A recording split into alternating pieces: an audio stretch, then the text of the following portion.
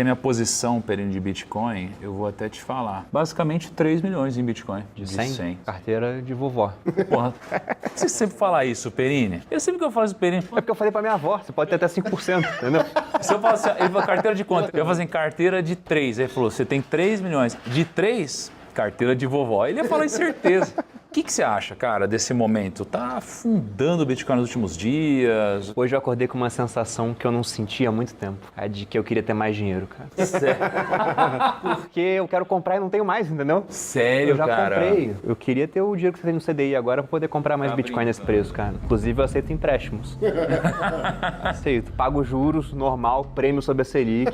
Caramba, vamos... Que eu acho que é uma chance... Não posso falar que é irreplicável, porque o Bitcoin pode continuar caindo, pode cair até 80 mil dólares, sei lá. Tem muito indicador apontando que é um patamar muito interessante de preços serem comprados. E eu não consegui achar um motivo que justificasse essa queda, entendeu? Ao redor do mundo, Bolsa Americana batendo máxima, no Chile batendo máxima, no Brasil batendo máxima. O mundo todo tá batendo máxima. O ouro tá batendo próximo das máximas. E o Bitcoin tá caindo quase 30%. Se a gente pega a nomenclatura do mercado americano, quando cai 20%, é bear market, a gente tá em bear market. Sendo que ontem a gente teve um marco muito importante que passou meio que despercebido por conta da queda, mas um banco central pela primeira vez começou a comprar Bitcoin. A gente já tinha tido um movimento dos Estados Unidos que era em reserva, mas era com Bitcoin nosso ou dos confiscado. Estados Unidos? Não, foi da República Tcheca. A gente tinha países minerando, que era o caso do Butão. A gente tinha um governo que comprou, que foi El Salvador, mas era o poder executivo, não a autoridade monetária. Mas ontem foi a autoridade monetária, então o banqueiro central falou, vamos comprar Bitcoin para botar em reserva. É porque quando a gente vê que os Estados Unidos estão com o Bitcoin, o Brasil, na verdade é o Bitcoin confiscado, né? Eles vão confiscando e aumentando... Confiscaram e não venderam. A Alemanha vendeu.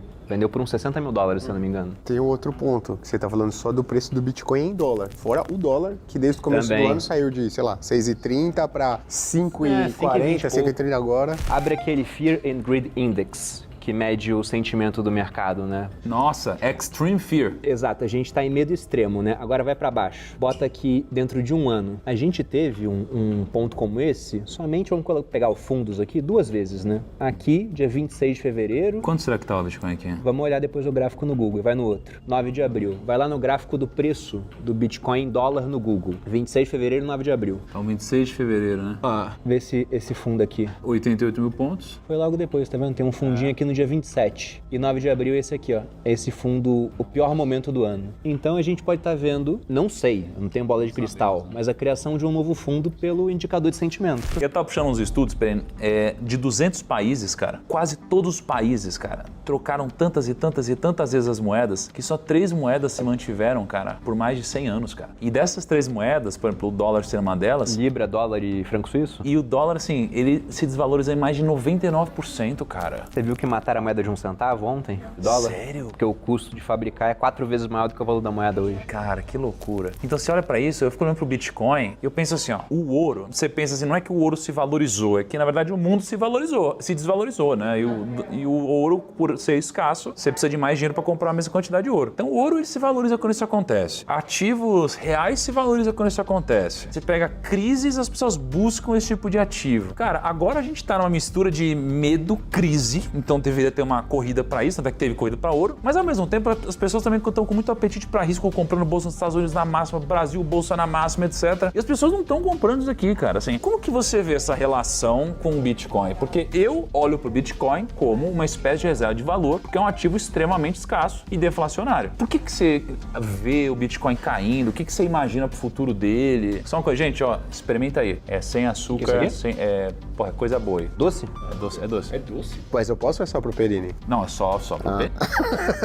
Eu li um texto outro dia que eu achei muito interessante. O autor era um cara chamado Jordi. Ele tava falando que o Bitcoin está passando pelo seu IPO. O que ele quis dizer com isso, né? Vamos imaginar que daqui a algum tempo o Grupo Primo faça o IPO. Que a gente tem um esquema onde as pessoas possam vender as ações e vai estar fazendo o IPO num preço alto. Então você vai ter muita gente vendendo por uma demanda que vai estar surgindo. Afinal, é uma empresa nova na bolsa. Então, depois de um IPO, você naturalmente tem um período de consolidação dos preços, né? Onde o pessoal que está vendendo também não vende muito, porque senão derruba o preço. Mas sempre que aparece força compradora e o preço sobe, esse pessoal começa a desovar. Nesse ano a gente viu muitas baleias daquela era do Satoshi lá de trás que começaram a vender. E vendas de bilhões. Era cara que ficou bilionário, multimilionário. Ele não vendia antes porque não tinha liquidez para isso. Mas agora com a entrada institucional, com países começando a comprar, formando reserva estratégica, com Bitcoin no holofote, o que aconteceu é que tem demanda. Então quando o preço sobe, essa oferta aparece, esse pessoal começa a desovar voltar. Quando o preço cai abaixo de 100 mil dólares, é meio que eles param, seguram pro preço voltar. O que tá acontecendo é uma troca de mãos. O Bitcoin tá saindo da mão de pessoas que seguraram durante muito tempo, daqueles caras que assumiram todo o risco durante anos, né? Porque era um negócio que, acho que são raras as pessoas que tinham a expectativa de que o Bitcoin estivesse no preço de hoje, olhando lá pra trás em 10 anos. Pô, deve ter tido muito bilionário novo que surgiu por causa do Bitcoin, né? Com certeza, cara. Porque hoje a gente tem 3 mil bilionários do mundo. Pô, quantos será que viraram bilionários por causa do Bitcoin? Com relação ao inverno cripto, né? Porque a gente sempre fala que, pô, depois do halving, e esse ano a gente tá fechando o halving, né? Esse ano já tem um negócio muito diferente dos outros ciclos de 4 anos do Bitcoin, porque geralmente você tem o ano do halving é um ano forte, mas o melhor ano é o ano pós-halving. O halving foi em abril do ano passado, então esse é o ano pós-halving. Esse deveria ser um ano muito forte, se a gente analisa historicamente. E não está sendo um ano forte. Se você olha em dólar, tá subindo bem pouco. Em real tá caindo, por conta daquilo que você comentou, né? O dólar desvalorizou contra o real. Então este já seria um ano meio de bear market. Por conta disso, eu fico muito na dúvida se a gente vai ver realmente a repetição desse padrão de 4 anos agora no ano que vem. Posso estar totalmente errado, mas eu acho que se a gente tiver um bear market não vai ser tão forte quanto a gente viu no passado. Até porque essa ideia do Bitcoin como reserva de valor, ela tá ficando mais impregnada na cabeça das pessoas, né? E aí tem os ingredientes que você disse. É hiper escasso, mais do que o ouro, que é matematicamente escasso. Já o ouro não. A subida do ouro vai provocar mais oferta de ouro. A subida do Bitcoin não provoca mais oferta do Bitcoin.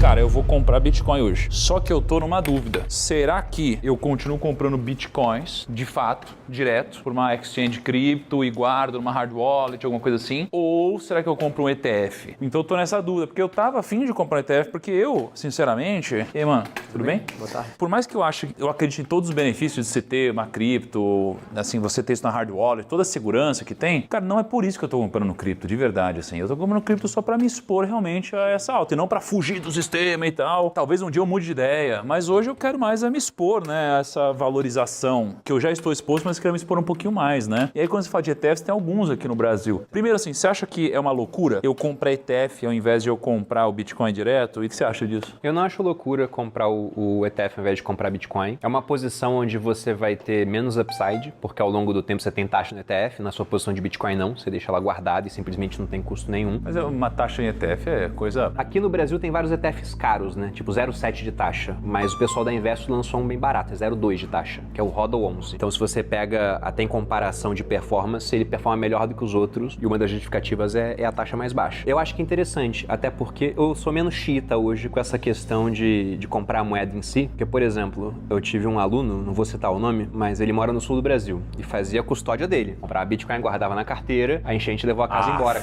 Nossa. E aí não tem como recuperar, entendeu? Se fosse ETF, estaria lá. Hoje eu sou menos avesso a essas outras alternativas, tanto ETF quanto, por exemplo, as Bitcoin Treasury Companies. Agora, de ETF, o que você acha que você falou que tem esse da Invest e tal, não tem muito o que pensar, é ele talvez. De Bitcoin... Porque você tem também outros famosos, tem lá o Hash 11, etc. O Hash 11 ele é mais do que Bitcoin, ele diversifica entre outras criptos que não estão conseguindo performar no longo prazo melhor que o Bitcoin, então sou mais avesso a ele. Você tem o BIT11 da Hashdex, você tem o QBTC da QR Capital, você tem o do Itaú, de Bitcoin também, mas ele não compra a moeda em si, se eu não me engano, e tem esse da Investo, que ele compra ETF americano, mas mesmo com taxa sobre taxa ainda é o mais barato de todos. Mas basicamente o ETF ele compra o Bitcoin de verdade, então ele está exposto à variação do Bitcoin e cobra a taxinha ali, né? Mas, Perini, você estava falando das Treasuries Companies, né? No Brasil a gente tem uma agora, né? Temos duas. Duas? Temos duas. E listada? Temos duas listadas. A primeira foi Melius, que não é 100% Treasury Company, que tem um negócio tradicional. E agora veio a Origin BTC, que é uma empresa que nasceu só para acumular Bitcoin. Ela não tem atividade operacional hoje, a não ser comprar Bitcoin. A gente teve momentos em que foi mais barato comprar Treasury Company, mas agora, nesse momento, é mais barato comprar o Bitcoin.